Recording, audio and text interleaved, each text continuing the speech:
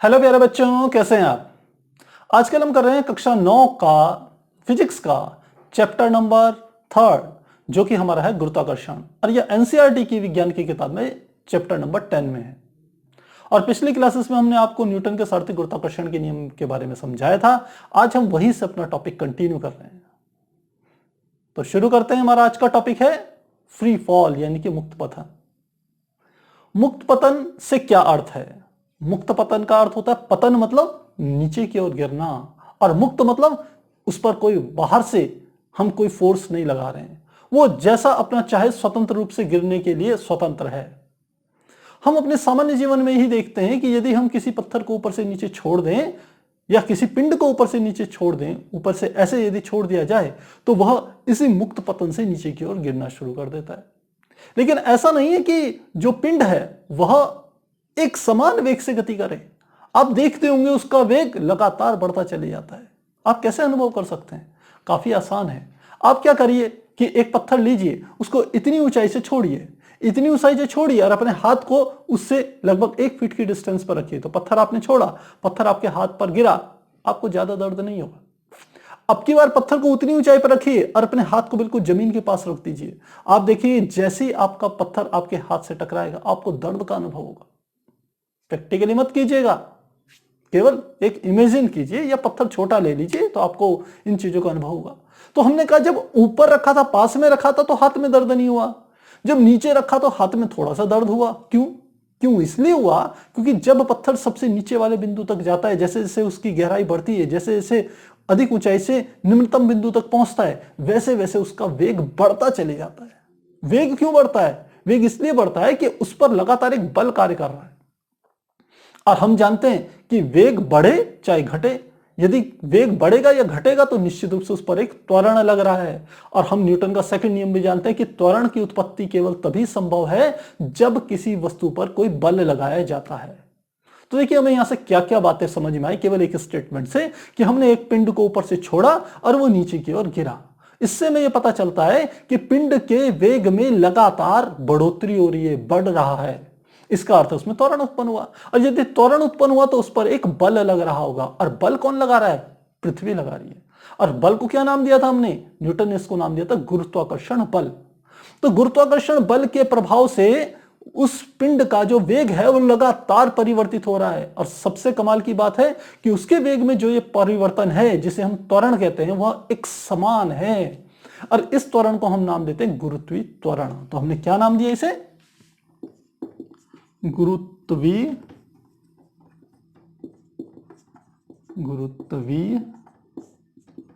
त्वरण। कैसे समझ सकते हैं? मैंने कहा ये एक पिंड था, इसे ऊपर से मैंने नीचे छोड़ दिया, तो जब छोड़ा तो प्रारंभिक वेग यू क्या था? 0। मैंने कोई धक्का नहीं मारा, कोई फोर्स नहीं मारा। तो हम देखते हैं कि यह ठीक 1 सेकंड के बाद यदि पिंड यहां पहुंच जाए तो इसमें वेग में कितनी बढ़ोतरी हो जाती है? यहां इसका जो वेग होता है वो 9.8 मीटर पर सेकंड हो जाता है। अगले 1 और सेकंड के बाद इसका और जो वेग बढ़ करके हो जाएगा वो हो जाएगा वेग v बराबर 2 गुणा 9.8 मीटर पर सेकंड, यानी कि इस वेग का दुगना। एक सेकंड के अंतराल में, ये भी 1 सेकंड है, ये भी 1 सेकंड है, तो हर 1 सेकंड में उसका वेग 9.8 मीटर प्रति सेकंड बढ़ जाता है। तो जो वेग में परिवर्तन हो रहा है एकांक समय अंतराल में वो 9.8 है। इसका अर्थ है जिसे हम गुरुत्वीय त्वरण कह रहे हैं, जिसे हम स्मॉल g से निरूपित करेंगे, उसका मान कितना आता है? 9.8 मीटर पर सेकंड स्क्वायर। ये बात अलग है, अभी हम इसे कैलकुलेट भी करके आपको बताएंगे कि किस प्रकार से वैज्ञानिकों ने इसे कैलकुलेट किया। तो गुरुत्वीय त्वरण का मान आ गया 9.8 मीटर प्रति सेकंड स्क्वायर। और क्यों उत्पन्न हो रहा है? क्योंकि पृथ्वी का गुरुत्वाकर्षण बल लग रहा है। अब बात आती है कि जब किसी पिंड को, हमने कोई एक पिंड लिया, उस पिंड पर पृथ्वी बल लगा रही है तो वो बल का मान कितना होगा? हम न्यूटन का दूसरा नियम जानते हैं, क्योंकि न्यूटन के द्वितीय नियम से, कौन से द्वितीय नियम से? गति का द्वितीय नियम, गति का द्वितीय नियम, कोई और नियम नहीं है। गति का जो द्वितीय नियम था न्यूटन ने दिया था, उसके अनुसार बल बराबर होता है, लगने वाला बल होता है द्रव्यमान गुणा त्वरण a के। अब a की जगह यहां पर क्या है? गुरुत्वीय त्वरण g है, तो हम क्या लिख लेंगे? m गुणा g।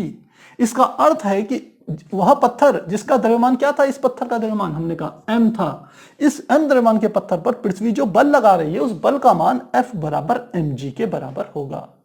तो यह हमको कहां से पता चला, न्यूटन के द्वितीय नियम से। लेकिन अभी हमने क्या कहा, न्यूटन का सौरतीय गुरुत्वाकर्षण का नियम कहता है कि इस पत्थर और जो पृथ्वी है हमारी, उनके बीच में लगने वाले बल का मान होगा F बराबर कैपिटल G M बटे उनके बीच की दूरी कितनी ले ली हमने, मान लेते हैं इनके बीच की दूरी हम d ले लेते हैं, तो d स्क्वायर के बराबर होगा। तो न्यूटन के गति के द्वितीय नियम से हमने पत्थर पर लगने वाले बल का मान निकाला mg, जबकि न्यूटन के सौरतीय गुरुत्वाकर्षण के नियम से पत्थर पर लगने वाले बल का मान हमारा यह निकल के आया। तो क्या ये दोनों बल अलग अलग हैं? हम कहेंगे बिल्कुल नहीं, एक ही बल है, केवल उनको अलग अलग रूपों में प्रस्तुत किया गया है। तो हम कहेंगे ये वाली यदि समीकरण 1 मान लें, इसे समीकरण 2 मान लें, क्योंकि दोनों एक ही बल को बता रही है तो ये एक दूसरे के बराबर भी होंगे। तो लिखते हैं समीकरण 1 व 2 से। तो इसका पक्ष क्या है, ये mg दाएं पक्ष, क्योंकि दोनों के बाएं पक्ष क्या हैं, ff हैं, तो दोनों के दाएं पक्ष आपस में बराबर होंगे। तो ये हो गया mg दाएं पक्ष, इसका दाएं पक्ष हो गया कैपिटल G me m बटे d स्क्वायर के बराबर। तो इस m को इधर ले आए तो ये हो जाएगा mg बटे m into capital G into me बटे d स्क्वायर के बराबर। तो क्या हो जाएगा, m से m कट गया तो स्मॉल g बराबर G me बटे हम क्या ले लें, d स्क्वायर के बराबर।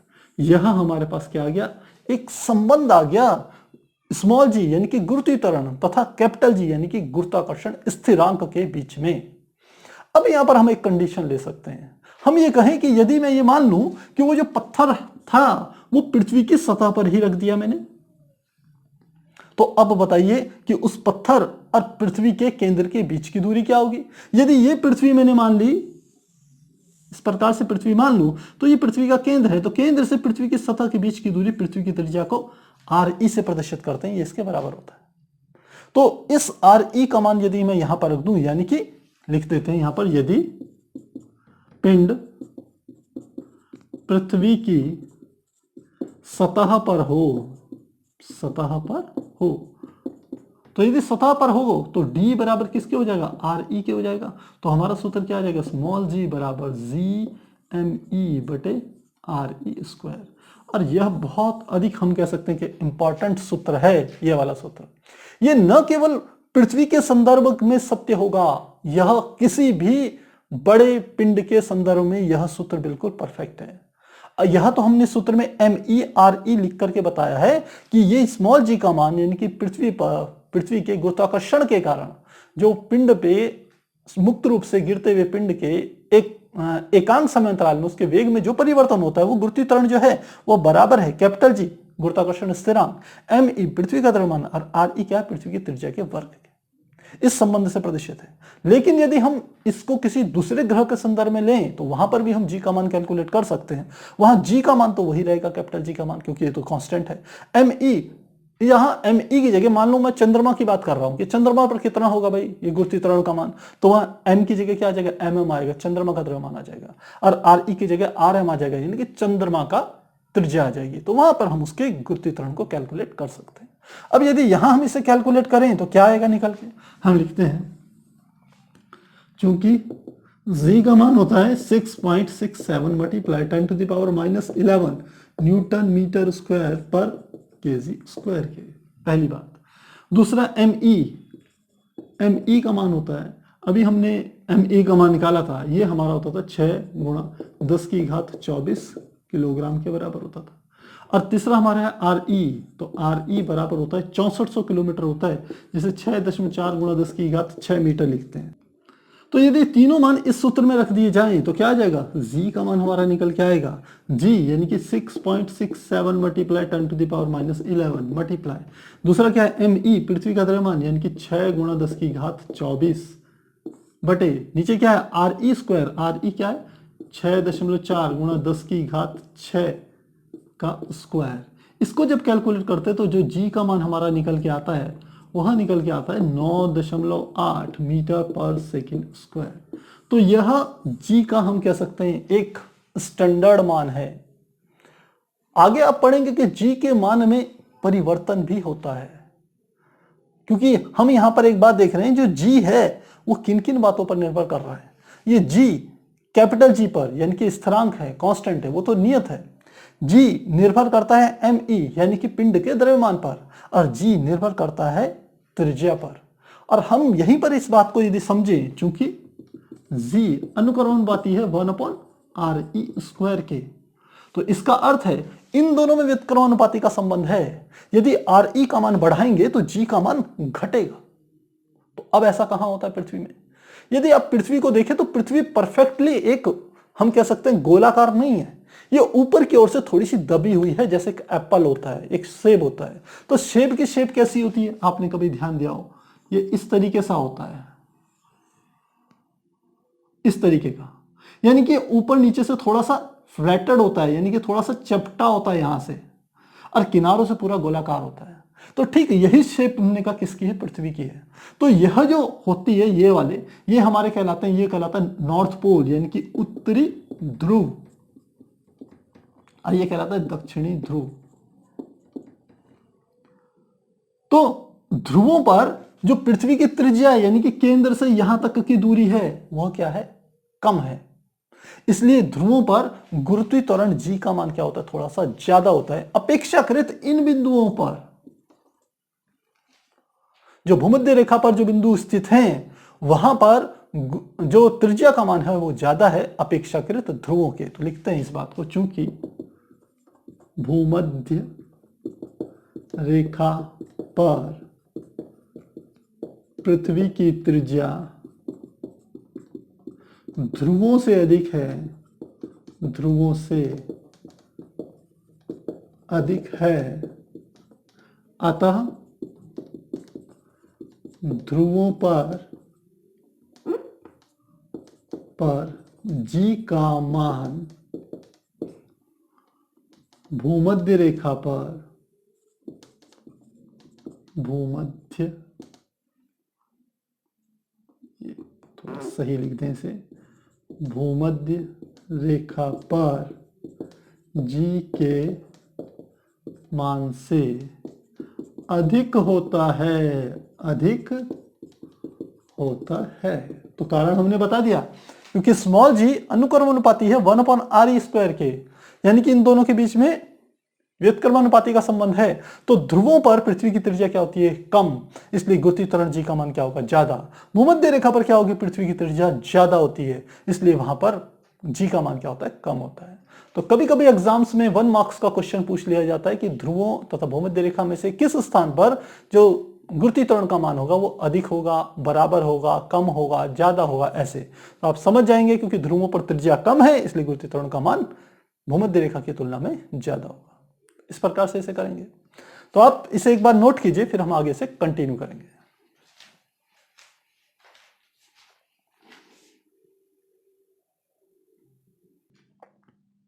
अभी हमने मुक्त पतन को समझा, अब हम समझते हैं कि पृथ्वी के गुरुत्वीय बल के प्रभाव में वस्तुओं की गति को। हमने अभी यह समझा कि यदि किसी वस्तु को ऊपर से स्वतंत्रता पूर्वक छोड़ दिया जाए तो वस्तु के वेग में एकांक समय अंतराल में जो वृद्धि होती है वो 9.8 मीटर प्रति सेकंड होती है, जिसको कि हम क्या कहते हैं? त्वरण। और इस त्वरण का मान सभी वस्तुओं के लिए एक समान है। ऐसा नहीं है कि किसी भारी वस्तु के लिए त्वरण ज्यादा होगा और किसी हल्की वस्तु के लिए त्वरण अलग होगा, ऐसा नहीं है। सब वस्तुओं पर, यानी कि सब वस्तुओं का वेग यदि वो स्वतंत्र रूप से ऊपर से नीचे गिर रही हैं तो उनके वेग में एकांक समय अंतराल में जो परिवर्तन है वो 9.8 मीटर प्रति सेकंड स्क्वायर ही होगा, जो त्वरण के बराबर होगा। तो कैसे समझते हैं? हमने कहा इसके लिए मान लेते हैं कोई एक मीनार है, इतनी ऊंची मीनार ले लेते हैं हम।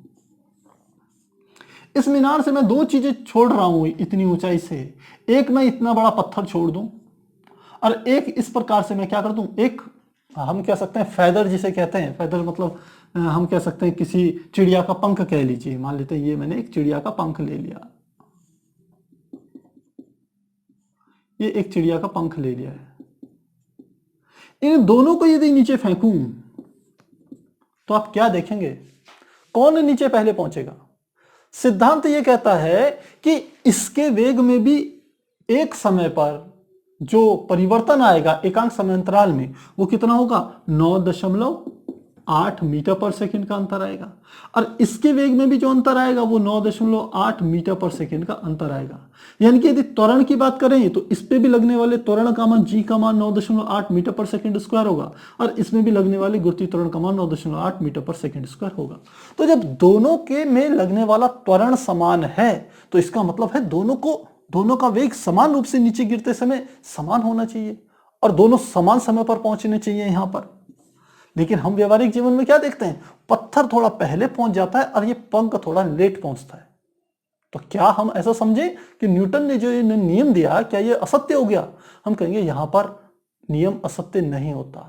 इसलिए नहीं होता क्योंकि जब पत्थर को और इस पंख को किसी चिड़िया के या किसी हम कह सकते हैं पक्षी के पंख को दोनों को यहां पर नीचे ड्रॉप करते हैं, छोड़ते हैं, तो क्या होता है, पत्थर पर जो वायु है वह घर्षण बल कम लगा रही है क्योंकि उसका द्रव्यमान ज्यादा है। और ये जो पंख है ये वायु के घर्षण के कारण क्या हो रहा है, थोड़ा सा इस पर घर्षण बल ज्यादा लग रहा है, इसलिए यह नीचे पहुंचता है। अब आखिर हम कैसे इसे प्रूफ करें कि न्यूटन का नियम सही है? हम क्या करते हैं, इस प्रयोग को दोबारा से करते हैं। और अब की बार हमने इस पूरे के पूरे को एक कांच की ट्यूब के अंदर रख दिया। किसको? पत्थर को भी और फेदर को भी। एक कांच की ट्यूब ली और उसके भीतर से क्या कर दी, वायु खींच के बाहर निकाल ली। तो अब वायु नहीं है। अब हमने दोबारा से इस छोटे पत्थर को और साथ में पंख को ऊपर से नीचे गिराया। जब गिराते हैं तो देखते हैं इस कांच के बॉक्स की तली पर यह दोनों समान समय पर पहुंचते हैं। अब इनके समयों पर कोई भी अंतर नहीं आता।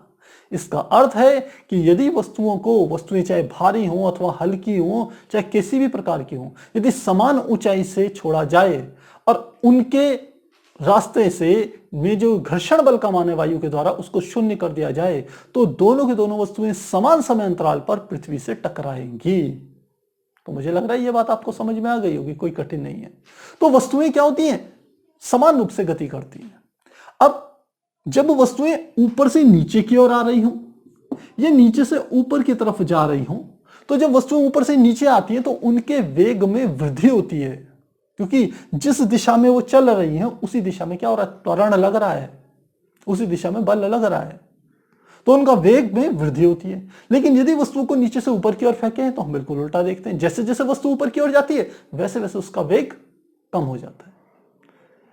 आपने देखा होगा कि कभी कंस्ट्रक्शन साइट पर यदि आप गए हो, इमारत जहां पर बन रही हो, वहां पर आपने कभी देखा होगा कि मजदूर जो होते हैं वो ईंटों को एक जमीन से ऊपर की ओर फेंकते हैं छत पर पहुंचाने के लिए। तो एक नीचे खड़ा है और एक ऊपर खड़ा है। नीचे वाला मजदूर बड़ी ताकत लगा करके ईंट को ऊपर की ओर फेंकता है और ऊपर वाला मजदूर बड़ी आसानी से हल्के से एकदम पकड़ के उसको रख देता है। तो ऐसा क्यों होता है? ऐसा इसलिए होता है कि जैसे ही नीचे वाला मजदूर पूरी ताकत लगा करके उसको ऊपर की ओर फेंकता है, नीचे से वो ईंट जैसे जैसे ऊपर जाती है उसका वेग कम होता रहता है और ऊपर जब पहुंचती है तो ठीक ऊपर वाले व्यक्ति पर ज्यादा फोर्स नहीं बचता, वहां पर वो बिल्कुल जस्ट उसको हल्के से पकड़ करके नीचे की ओर रख लेता है, वहां उसका वेग ज्यादा नहीं होता।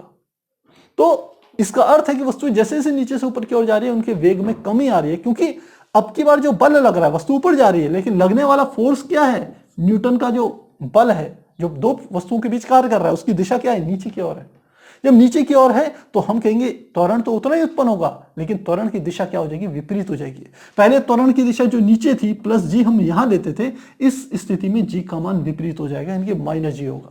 तो पहले पिंड के वेग में जो हर एक सेकंड में 9.8 मीटर प्रति सेकंड का वेग उसका बढ़ रहा था, ऊपर गति करते हुए पिंड में प्रत्येक सेकंड में उसका वेग 9.8 मीटर प्रति सेकंड घटेगा। तो मुझे लग रहा है इतनी बात अब आपको समझ में आ गई होगी। अब ये जो दोनों गतियां हैं, चाहे पिंड ऊपर से नीचे आए चाहे पिंड नीचे से ऊपर जाए, ये दोनों के दोनों जो गतियां हैं यह सरल रेखीय गति है। भले ये ऊर्ध्वाधर गति है लेकिन है सरल रेखीय। तो जो सरल रेखीय गति के जो हमारे हम कह सकते हैं हमारे सूत्र होते हैं, तीन नियम होते हैं, वो तीनों नियम हमारे यहां पर काम करते हैं। क्या नियम होते हैं? तो हम लिखते हैं गुरुत्व के अंतर्गत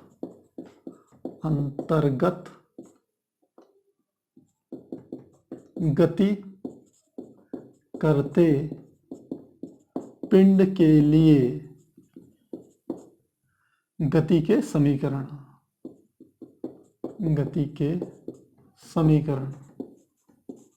समीकरण। तो पहला समीकरण होता था v is equal to U plus A T, तो v बराबर हो जाएगा u प्लस ए की जगह क्या लिख लेंगे जी टी।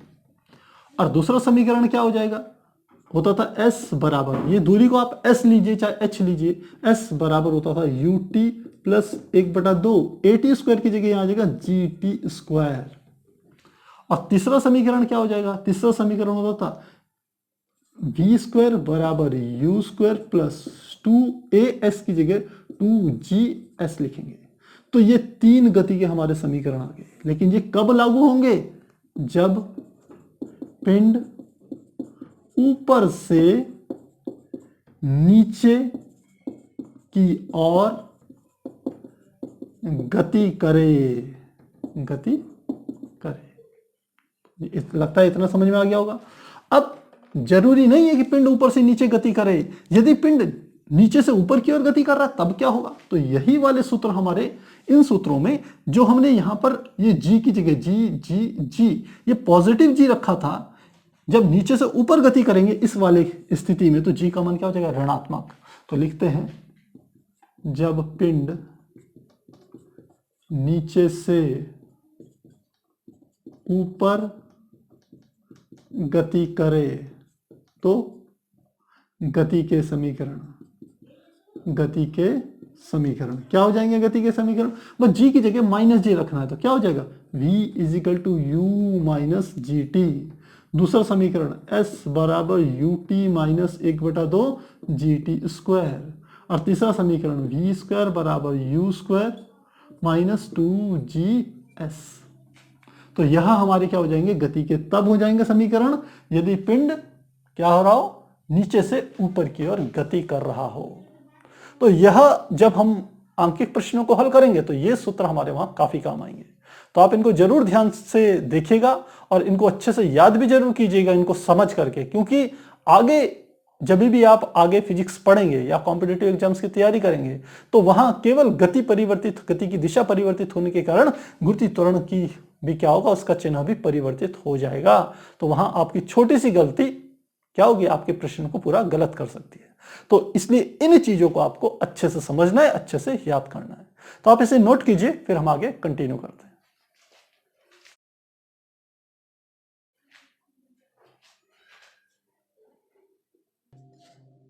अब हम एनसीईआरटी की बुक के कुछ उदाहरणों को करेंगे जो कि इस प्रकार से है।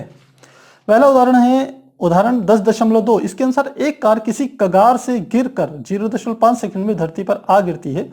परिकलन में सरलता के लिए जी का मान 10 मीटर प्रति सेकंड लीजिए। धरती पर टकराते समय कार की चाल क्या होगी, 0.5 सेकंड के दौरान इसकी औसत चाल क्या होगी और धरती से कगार कितनी ऊंचाई पर है। तो इस प्रकार से दिया है, हमें क्या दिया है कि कार किसी कगार से गिरकर 0.5 सेकंड में धरती पर आती है। तो हमें क्या दे दिया, हमें दे दिया समय t बराबर 0.5 सेकंड दे दिया। दूसरी बात, कगार से गिरती है तो प्रारंभिक u बराबर क्या दे दिया, हमारे को 0 दे दिया। साथ ही हमें क्या दे दिया, गुरुत्वीय त्वरण g का मान उसने कहा है सरलता के लिए 10 मीटर प्रति सेकंड स्क्वायर ले लीजिए।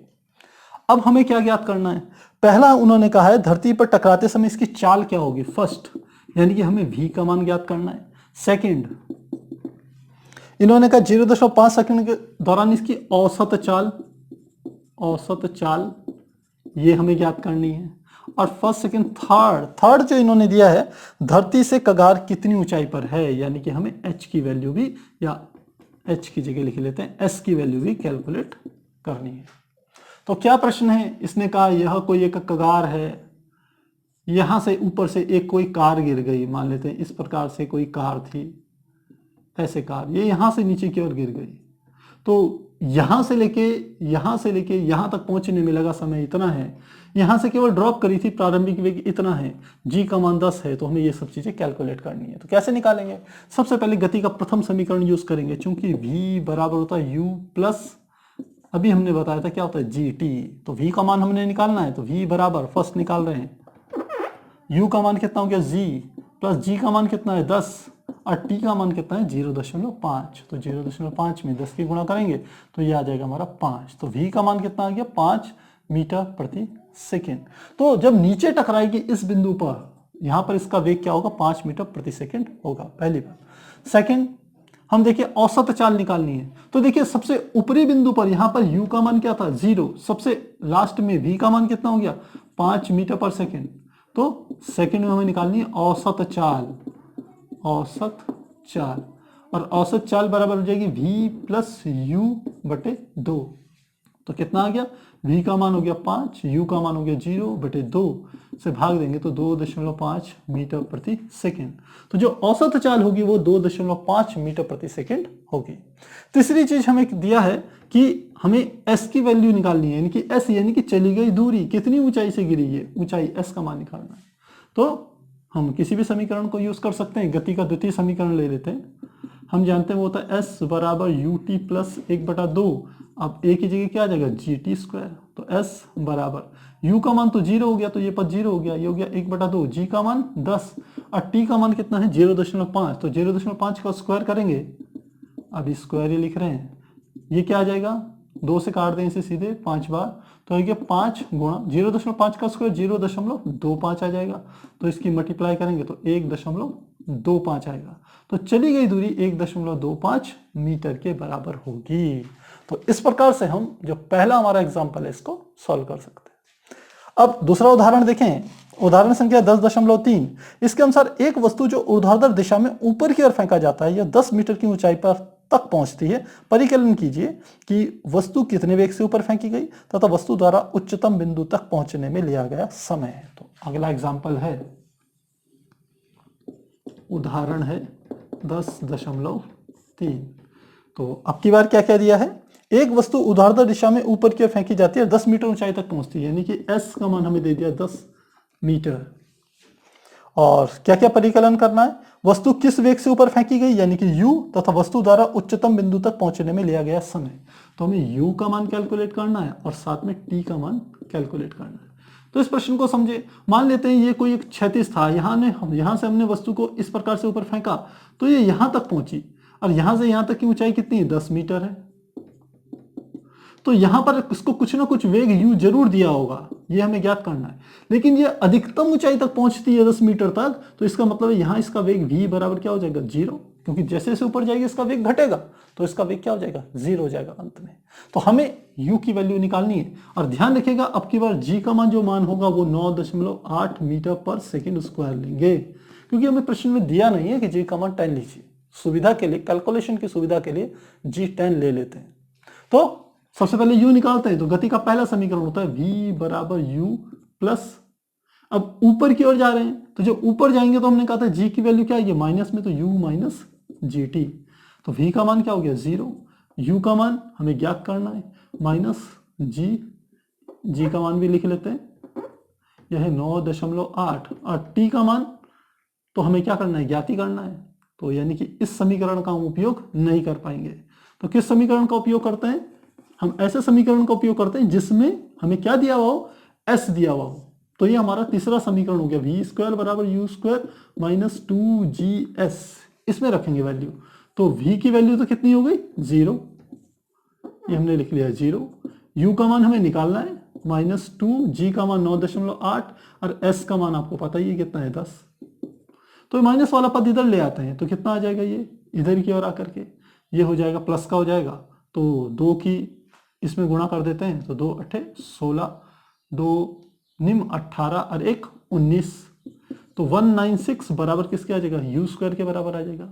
तो u बराबर कितना आ जाएगा √196, और ये हमारा जो होता है ये 14 का वर्ग होता है, आप जानते हैं ये होता है 14 का स्क्वायर।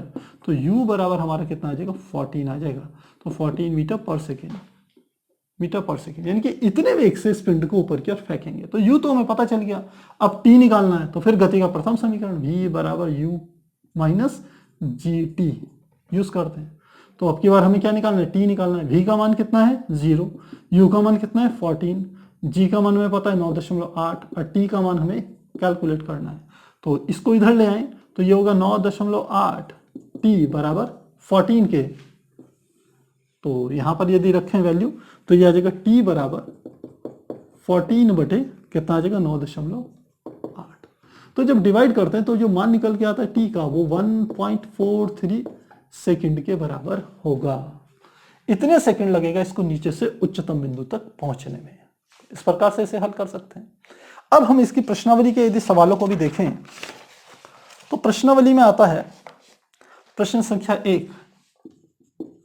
प्रश्न संख्या 1, तो पहला प्रश्न है, मुक्त पतन से आप क्या समझते हो? तो हमने बताया मुक्त पतन का अर्थ है यदि किसी वस्तु को स्वतंत्रता पूर्वक, किसी ऊंचाई से स्वतंत्रता पूर्वक छोड़ दिया जाए तो वस्तु गुरुत्वीय त्वरण के अंतर्गत गति करती है, गुरुत्वाकर्षण बल के अंतर्गत गति करती है, और उसके इस गिरने के तरीके को हम क्या कहते हैं? मुक्त पतन कहते हैं। तो जिस प्रकार से गिर रही है मुक्त पतन है। दूसरा है, गुरुत्वीय त्वरण से आप क्या समझते हो? तो गुरुत्वीय त्वरण भी हम जानते हैं कि यदि किसी वस्तु को मुक्त रूप से छोड़ दिया जाए तो उसके वेग में एकांक समय अंतराल में जितनी वृद्धि होती है वही क्या होता है? गुरुत्वीय त्वरण होता है। और गुरुत्वीय त्वरण का मान हम देखते हैं कितना होता है? 9.8 मीटर प्रति सेकंड स्क्वायर होता है। और यह त्वरण क्यों उत्पन्न होता है? क्योंकि पृथ्वी सभी वस्तुओं को अपने केंद्र की ओर क्या करती है? गुरुत्वाकर्षण बल से खींचती है। तो क्योंकि बल लग रहा है इसलिए क्या होगा? गुरुत्वीय त्वरण उत्पन्न हो रहा है।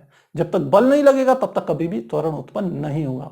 तो गुरुत्वाकर्षण बल के कारण वस्तुओं में, मुक्त रूप से गिरती हुई वस्तुओं में जो त्वरण उत्पन्न होता है उसे हम गुरुत्वीय त्वरण कहते हैं, जिसका मान 9.8 मीटर प्रति सेकंड स्क्वायर होता है। तो इस प्रकार से हम क्या कर सकते हैं? इन प्रश्नों को हल कर सकते हैं। तो प्यारे बच्चों, आज हमने मुक्त पतन को समझा, साथ ही यह देखा कि किस प्रकार से अलग अलग वस्तुओं को यदि एक समान रूप से छोड़ दिया जाए तो पृथ्वी पर समान समय पर पहुंचेगी, बशर्ते उन पर वायु के द्वारा लगने वाला घर्षण बल, उच्छेद बल यदि शून्य हो जाए।